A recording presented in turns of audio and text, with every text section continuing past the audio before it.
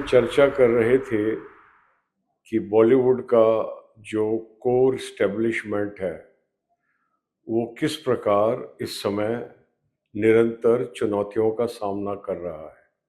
The hardcore establishment of Bollywood is facing challenges continuously from three fronts. The first front, जो सबसे पहले चुनौती दे रहा है बॉलीवुड के एस्टेब्लिशमेंट को, वो है हॉलीवुड।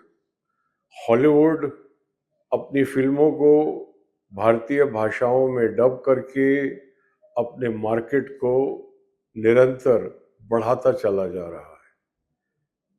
दूसरी चुनौती आ रही है रीजनल फिल्मों की ओर से, और तीसरी चुनौती आ रही है जो बॉलीवुड के अपकमिंग या कहा जाए तो अल्टरनेटिव प्रोडक्शन हाउसेज हैं, which cannot be included in the core establishment.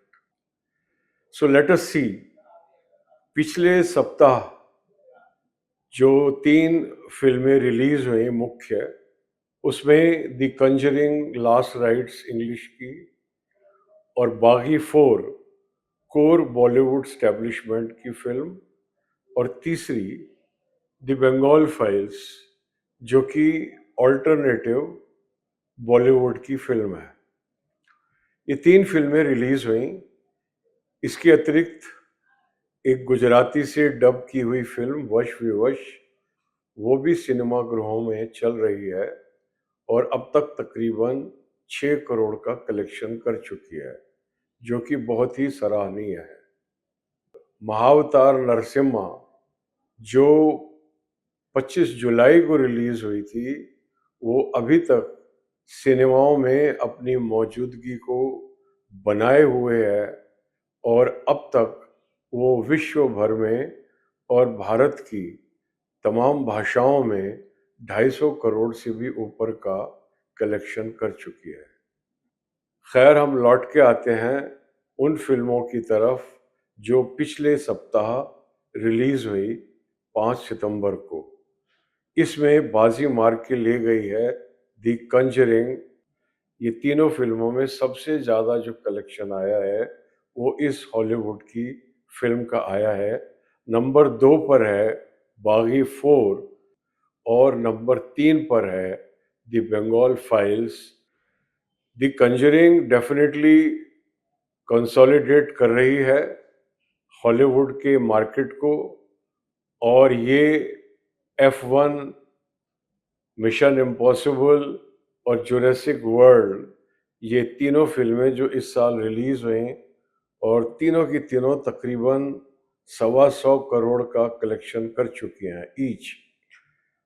और ये जो फिल्म है कंजरिंग, ये भी लाइफ बिजनेस में लग रहा है कि आराम से 125 करोड़ तक पहुंच जाएगी।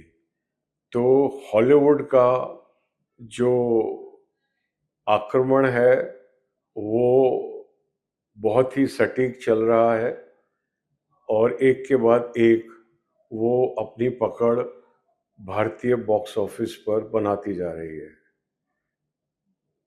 बागी 4 की जो कॉस्ट ऑफ प्रोडक्शन है वो विकिपीडिया के अनुसार 80 करोड़ है।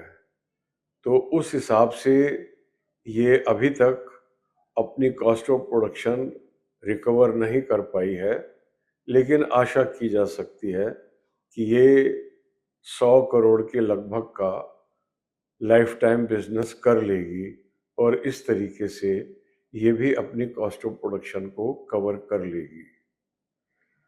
और जो तीसरी फिल्म है बंगाल फाइल्स, जिसकी क्रिटिक्स भी बहुत तारीफ कर रहे हैं, हालांकि एक ऐसा सेक्शन भी है फिल्म की बुराई कर रहा है फॉर पॉलिटिकल रीजंस, लेकिन इस सब के बावजूद इस फिल्म ने 12 करोड़ का वर्ल्ड वाइड कलेक्शन किया है। तो बंगाल फाइल्स की जो लंबाई है वो 3 घंटा 25 मिनट की जो लंबाई है, वो इनकी पिछली जो ब्लॉकबस्टर थी द कश्मीर फाइल्स उससे तकरीबन 30-35 मिनट ज़्यादा है। द कश्मीर फाइल्स की जो लंबाई थी, जो ड्यूरेशन थी, वो तकरीबन 2 घंटा 50 मिनट थी। जबकि द बंगाल फाइल्स की जो ड्यूरेशन है, वो लगभग 3 घंटा 25 मिनट है।